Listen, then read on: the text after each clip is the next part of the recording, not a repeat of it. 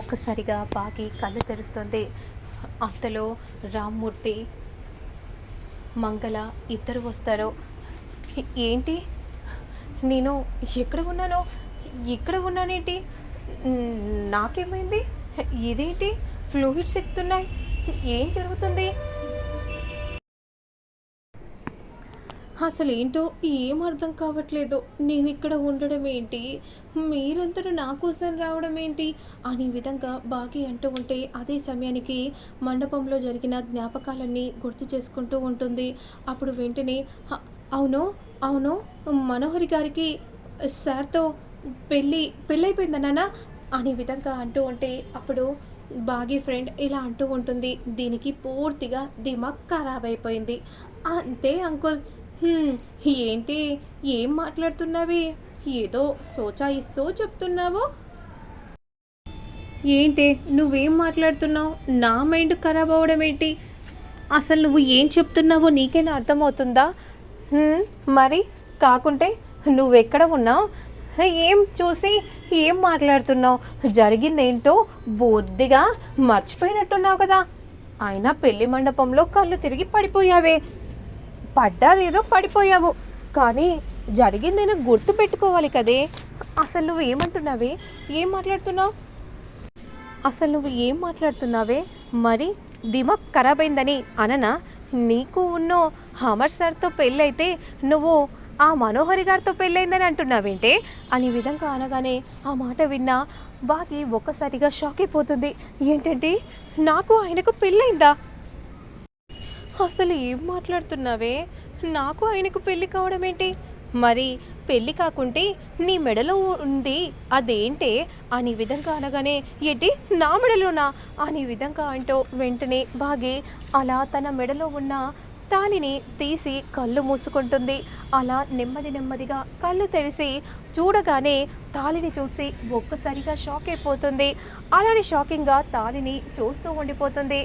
ఇప్పటికైనా అర్థమైందా, ఈ తాలి నీ మెడలోకి ఎలా వచ్చిందో, ముసుగు వేసుకొని సార్ పక్కన వెళ్ళి కూర్చున్నావు, 3 ముళ్ళు కట్టించుకున్నావు, ఆ తర్వాత ఆ మనోహరి ఎంట్రీ ఇచ్చింది, నిలదీసి అడిగింది, నువ్వు టబేళ్ళమని క్రింద పడిపోయావే, ఇది జరిగింది, నువ్వు చేసి నేను చెప్పాల్సి వస్తుంది, ఏంటో కర్మ అనే విధంగా అంటూ ఉంటే ఏంటి నాన్న, ఏం జరుగుతుంది, నేను ఆయన పక్కన ఉండి తాళి కట్టించుకోవడం ఏంటి, అసలు ఏం జరుగుతుందో ఏంటో ఏం అర్థం కావట్లేదు అనే విధంగా అంటూ ఉంటే అవునమ్మా, ఆ సార్కి నీకు పెళ్ళయింది, సరే 3 ముళ్ళు మాత్రం నీ మెడలో పడ్డాయి, ఇకపైన ఆయనే నీ భర్త, నువ్విక ఆ ఇంట్లోనే ఉండాలి.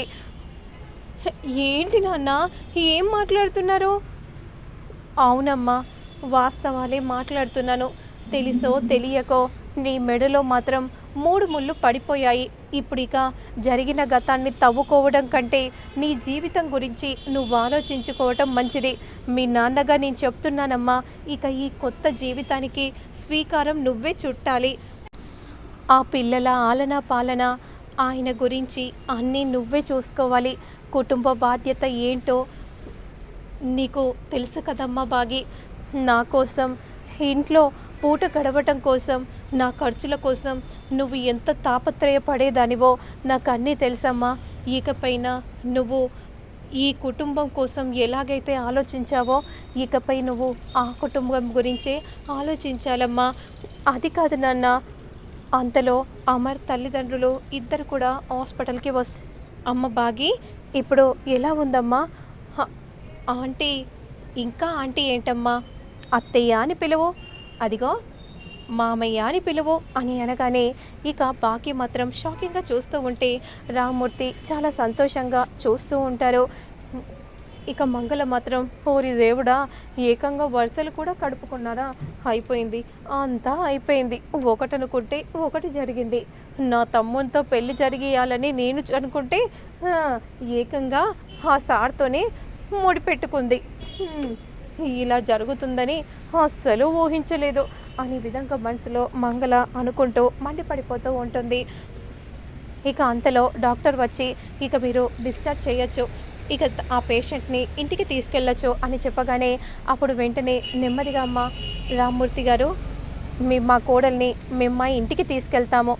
పద్ధతి ప్రకారం మీరు సార తీసుకొని ఇంటికి రండి అని విధంగా అనగానే వెంటనే అలానే బాగి చూస్తూ ఉంటుంది. సరే అమ్మా, నువ్వు వెళ్ళమ్మా.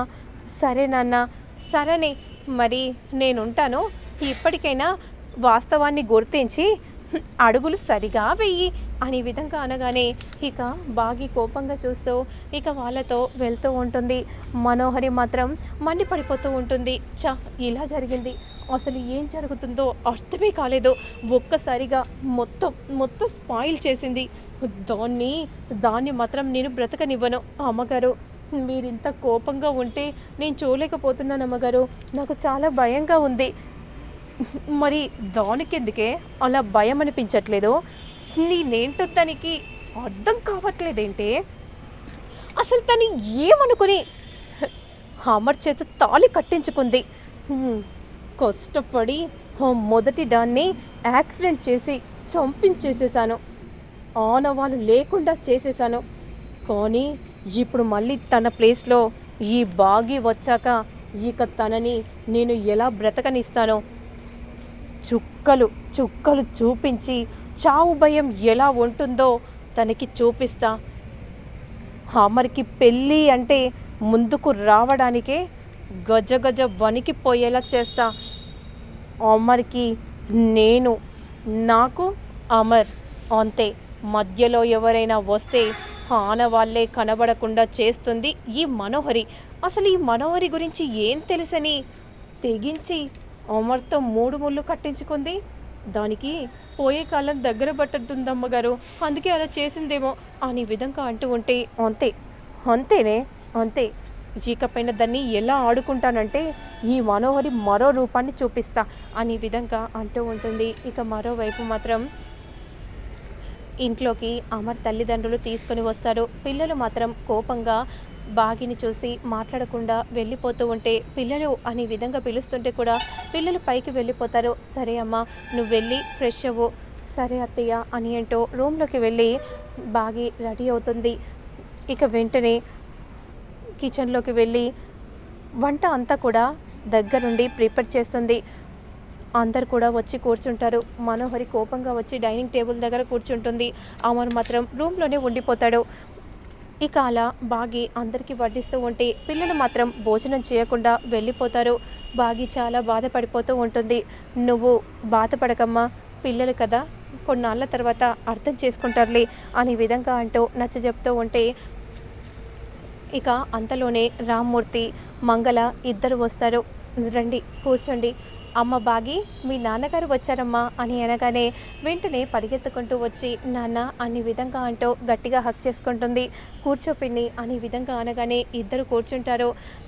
జరిగిందేదో జరిగిపోయింది. ఇక మేము మాత్రం మనసులో ఏం పెట్టుకోవట్లేదు. మా ఇంటి కోడలు మాత్రం మా బాగినే. ఇక పిల్లల సంగతికి వస్తే పిల్లలు అమ్మ స్థానంలో బాగి వచ్చేసరికి కాస్త కుదుట పడలేకపోతున్నారు. కొన్ని రోజుల తర్వాత అర్థం చేసుకుంటారు. సరే అమ్మ, మీరు నా కూతురికి అండగా ఉంటే చాలు. తెలిసి తెలియక ఏదో తప్పు చేసిందేమో, కానీ ఆ తప్పును మనసులో ఉంచుకొని మాత్రం నా కూతుర్ని బాధ పెట్టకండి. మీరు మనసులో ఏం పెట్టుకోకండి. తను కూడా మాకు కూతురు లాంటిదే అని విధంగా అంటూ ఉంటే మనోహరి కోపంగా చూస్తూ ఉంటుంది.